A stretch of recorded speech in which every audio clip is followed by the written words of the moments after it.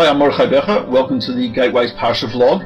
It is Parshas Vayigash, in which we have the very dramatic reunification of Yosef and his brothers, in which Yosef tells them, I am Yosef. They are shocked, they can't speak, etc., etc. And then we have the Yaakov and the entire Jewish people, which at the time consisted of 70 souls, coming down to Egypt to begin their very long exile. And as we know, Nachmanides points out a number of times that Maaseh Avot Siman Labanim, the deeds of our patriarchs, the deeds of our ancestors, create pathways and make an impression in time and in history.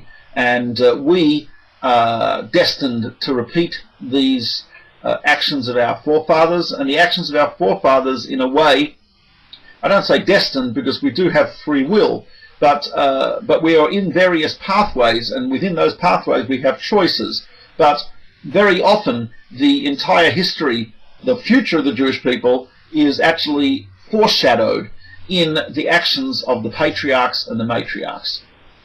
And we see, Yosef's meteoric rise from being in the pit, in the prison, to becoming prime minister, viceroy of Egypt, and Pharaoh himself is amazed. And some of the commentaries, the Hemek Davar points out that one of the things Pharaoh was amazed at was, here is a person who was in prison for a number of years and a slave for a number of years, and yet he has not lost any of his intellectual powers, he has not lost any of his vigor, he has not lost any of his independent thinking, etc., etc. And that, to a great degree, is like the Jewish people.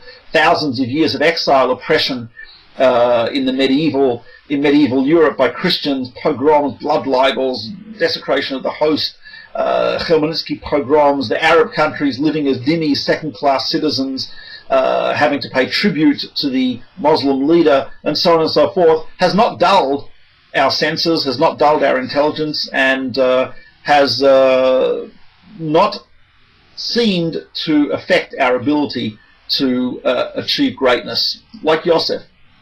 And the Yosef and his brothers, Yaakov, goes into exile, and he meets Yosef there very dramatically, and they cry, or he cries, and Yosef cries, and his father is very emotional, and it's an amazing parasha.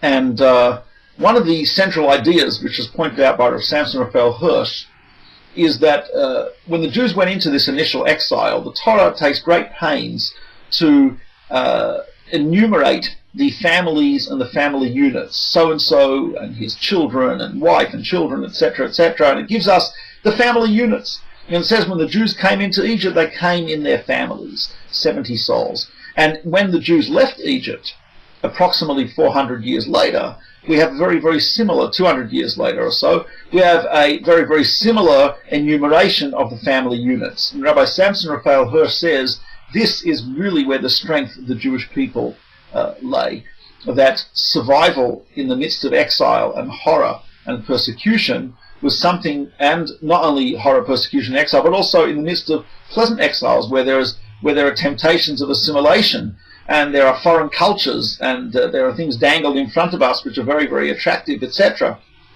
So what is the key to our survival? He says it's the sanctity of the Jewish family, it's the sanctity of the Jewish home. And he says the fact is that when the Jews came into Egypt, they came intact with their families, and when we left Egypt, we left intact with our families, l'mishpachosehem, in their family units. And he says this is really where we have to focus our powers. Rav Hirsch writes in a letter that he wished he could actually close all the synagogues in Germany for a few weeks.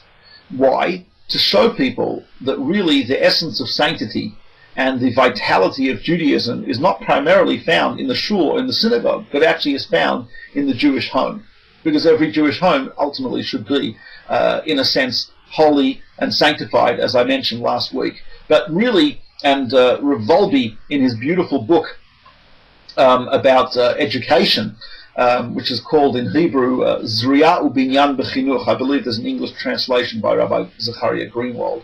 But he says that the fuel for having a home which can maintain this type of sanctity, a home that can take us through, like an ark, through the storm of exile and all the stormy waters, he says are two things: zriya and binyan, meaning structure, or seed and structure. That is to say, it has to be very agricultural in the sense that it needs sunlight and it needs water. And he says, but the sunlight and water of growth of a family is love and happiness and joy. And he says, so we water the children, so to speak, with love and happiness and joy.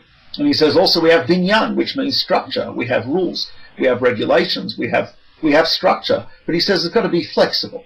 It can't be only structure, because only structure is doesn't allow people to grow, doesn't allow people to develop, doesn't allow their natural individuality and uniqueness to grow. So you can't have only structure. You've got to have the watering of the plants. You've got to be able to let them grow and flower in their unique individuality and talents, etc., by watering them with the love and the joy and the happiness. But if you only have watering, you only have the agricultural mode in the home, and there's no structure, there's no rules, then you have weeds growing, and then you have all types of, then the garden becomes very, very disorganized, and of course you have people doing what people want to do naturally, which is anything they want.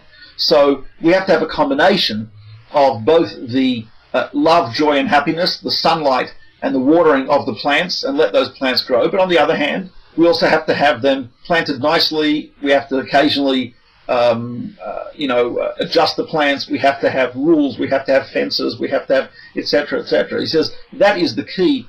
And of course, I'm doing something which is an entire book in about a minute and a half.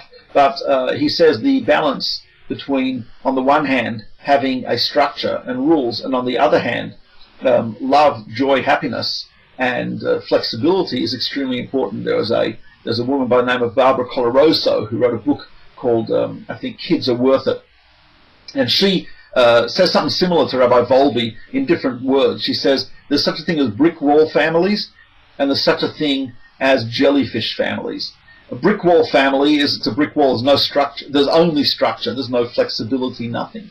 Right? On the other hand, and that, she said, that's not healthy for the children. As Volbe says, it's not healthy to have only structure without any flexibility whatsoever. On the other hand, so there are jellyfish families. I think we call this, theologists call them jellies now, not jellyfish, but whatever. Anyway, but a jellyfish family, which there's no structure whatsoever, kids can do anything they want, right? Anyone does anything they want. That's also not healthy. And so what do you need is a spinal family. Spinal, I know this doesn't sound great, but spinal means that the spine is a structure, yes, keeps things upright, etc., but it's also flexible. Spine which is not flexible is very unhealthy. And a person without a spine is obviously cannot exist. So you've got the spine, but you've got flex. And those are the two components. And we see actually with the 12 tribes of Israel, each one expressed themselves very, very individually. We see from the blessings, next week's parasha, they all had very unique personalities and talents and directions and so on and so forth. But there was the structure of monotheism, the structure of Torah, the structure of morality that kept them together. So that's the key to Jewish survival, at least according to Rav Hirsch, which is the sanctity of the family. And as Rav Volbe says, that involves two things. That involves the structure, and that involves the love and the sunlight and the joy. And hopefully when we do that, we will merit that our families will also come out of the present Egypt into the future redemption intact, in holy, and we will once again reunite Yehuda, Yosef, the whole Jewish people in the days of the Mashiach. B'mhera v'yameinu, speedily in our days. Amen. Have a great Shabbos. Mordechai Becher with the Gateways Parsha.